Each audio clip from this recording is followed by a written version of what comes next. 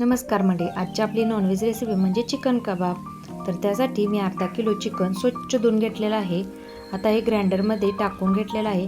त्यामध्ये एक मोठा कांदा बारीक चिरून घेतलेला आहे, कोथिंबीरही बारीक चिरून घेतलेली आहे, 2 ते 3 हिरव्या मिरच्याही बारीक चिरून घेतलेल्या आहे.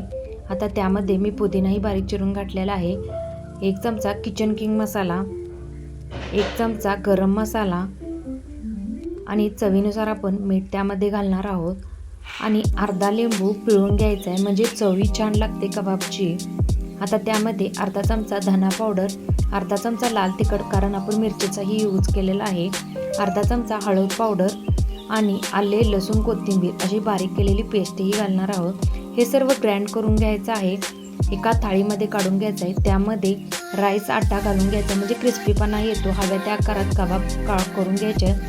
डीप फ्राय करणार आहोत. आपल्याला क्रिस्पी तळून घ्यायचे बारीक आचेवर. आपले तयार आहे चिकन कबाब. लाईक आणि सबस्क्राईब करायला विसरू नका बरं का. आणि थँक्यू.